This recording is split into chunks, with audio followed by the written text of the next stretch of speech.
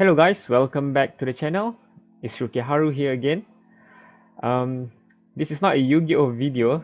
This is not a Yu-Gi-Oh deck profile video, but instead I'm going to show you guys a deck from Genshin Impact TCG game, which is available inside the game itself. So you're playing a card game inside the game, which is very interesting in a way.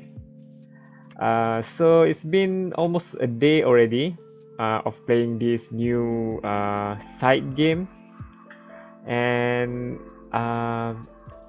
in this video I would like to just show you guys the deck that I'm building. Basically, this is a Kaeya melt deck comprising of these three guys, and I'm going to go through each card and explain the choices I make. So for the lineup, I'm choosing Kaeya, Kamisato Ayaka, as well as Bennett. Initially, when I was building this deck, I was thinking of doing two element with a single weapon type, but eventually I ditch out the weapons, so Kamisato Ayaka isn't really necessary for this deck. You can replace it with any cryo units in the game. I'm just choosing her because she does more damage, especially her elemental burst, but the elemental burst costs 3, and it's a bit costly in this game, which explains why I choose Bennett as well as Kaeya, because these two have an elemental burst cost of only 2. I mean, it required to, what do you call this, energy to trigger it after each attack or elemental skill. So as for the deck itself, here are my choices, and I'm going to explain why I'm choosing these selections of cards.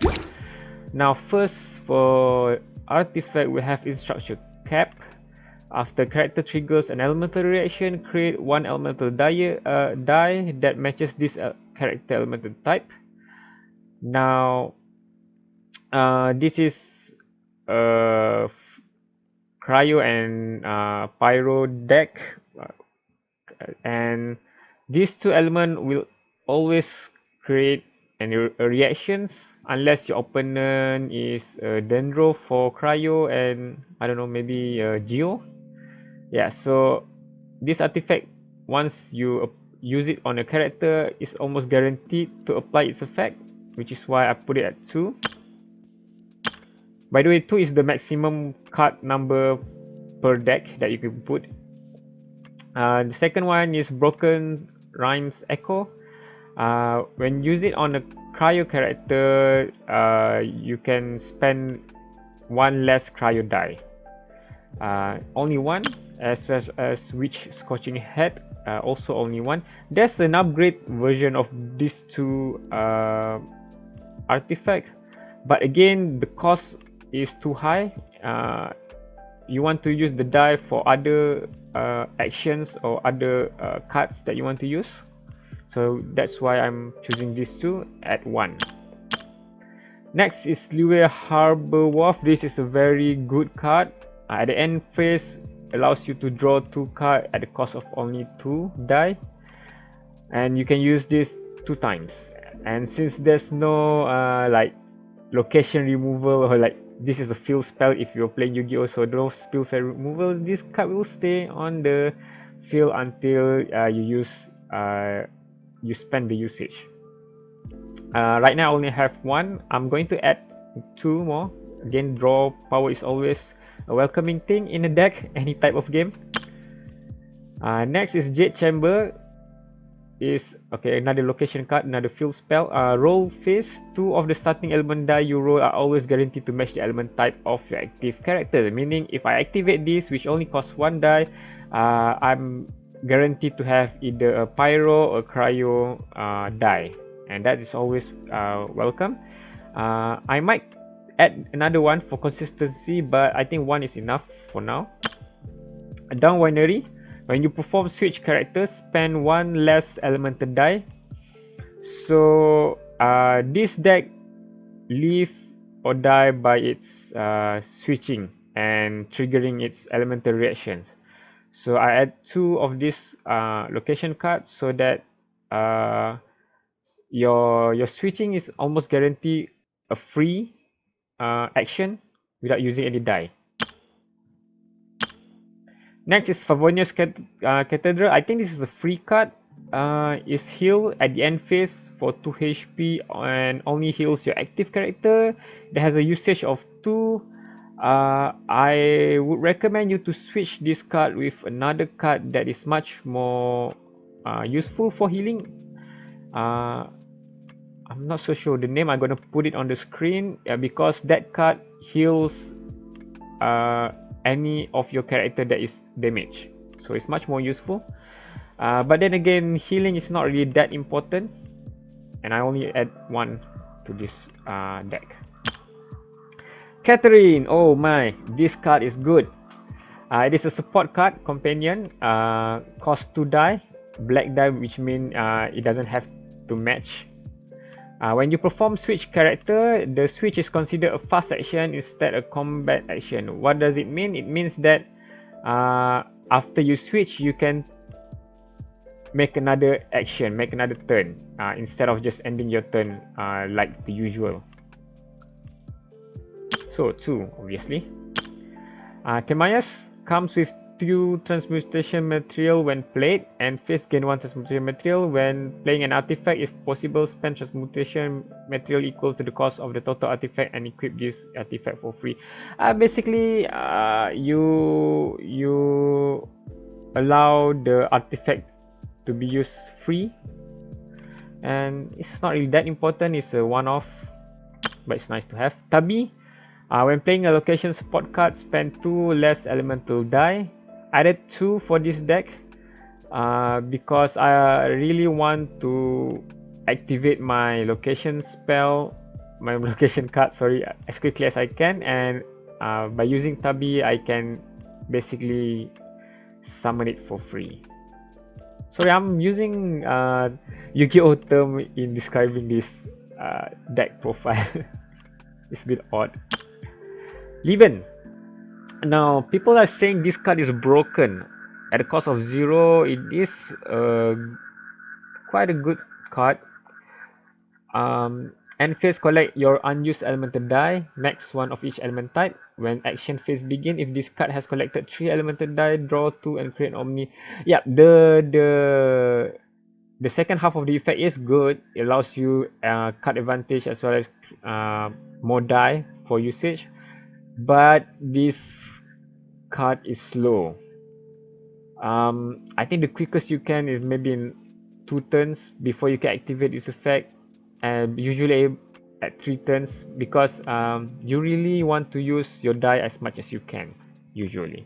Still, I added 2 for this deck. It is useful, so yeah, and it's free basically, so that's that. Liu Su, after you switch character, if the character you switch to does not have energy, they will gain 1 energy. So it's very cheap, 1 die, have 2 usage, and whenever I'm switching character, the character will gain energy, which allows me to quickly activate their burst. Useful card. Elemental Resonance, Woven Ice. Now these cards can be used if you have at least 2 cryo character in the deck, which I have. It's a free card that generate cryo die. What more can I say? It is a must-have in the deck, so I'm playing it too. Next is Elemental Resonance, also a card that requires 2 cryo character in order to use it. During this round, your current active character will deal 2 damage for the next instant. So is far superior than some of the weapon card, I might say. And you can use it on any of your character. It doesn't have to be cryo unit, so you can use it on Bennett as well. So I added it too. Bestest Travel Companion. I think this is the best card in the game so far. Convert 2 elemental dice spent to Omni Element 2. So any of the die that you don't want, the element that you don't need, use this card, cost 2, but in the end you get back 2 die. So it is you have to play 2. Strategize is also another good card. This is basically a pot of greed for this card game. At the cost of 1, you draw 2. So yeah, of course you have to play 2. Drawing is always useful. Leave It To Me is an event card. It's free to activate. The next time you perform switch character, this switch will be considered fast action instead of combat action. So if you don't have Catherine on the field, you can use this card instead to switch. So 2. Next, when the crane return, the next time you use a skill, switch your next character into be the active character. So this is useful when you want to trigger skills or elemental burst and switching it up so that you create elemental reactions.